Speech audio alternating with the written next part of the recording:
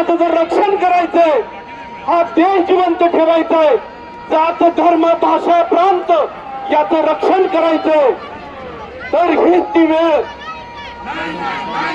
वेळ ज्या वेळेस आपल्याला आपल्या मातृभूमीने एक लढा उभा करायला सांगितलंय आणि तुम्ही आणि मी इथे जमलोय आपल्या सत्तेच्या लढ्यासाठी. आपल्याला देश बदलायचा आहे, कारण यांनी संविधान बदलण्याचा घाट घातलाय. मतदार यादीमध्ये एका एका घरामध्ये शेकडोंच्या संख्येने, हजारोंच्या संख्येने बोगस वोटर्स आहेत, मतदार आहेत. आणि त्या बोगस वोटर्सवर आणि मतदारांवर यांनी आतापर्यंतच्या निवडणुका जिंकलेल्या आहेत. स्थानिक स्वराज्य संस्थांमध्ये जे हे निवडणूक होऊ घातली आहे त्याच्यामध्ये काही घोळ होऊ नये आणि पुन्हा हे असंवैधानिक सरकार सत्तेमध्ये येऊ नये म्हणून आपण लढा उभारलाय.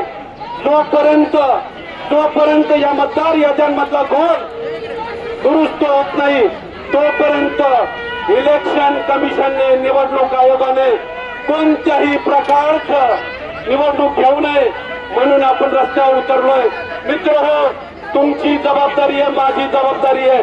देश वाचवायचा आहे, देश जिवंत ठेवायचा आहे.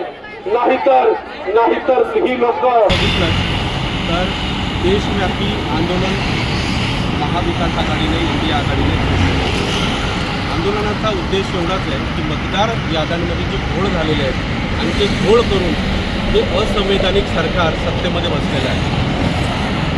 एका पत्त्यावर शेकडो आणि हजारो वोटर्स हे रजिस्टर्ड झाले आहेत. त्या वोटरचा स्थान पत्ता लागत नाही असंही आमच्या लक्षात आलेलं आहे. महाविकास आघाडीच्या आणि इंडिया आघाडीच्या विविध नेते मंडळींनी हा सगळा घोळ गेले अनेक दिवस आपल्या मार्फत, मीडियाच्या मार्फत देशभरामध्ये पोहोचवलेला आहे.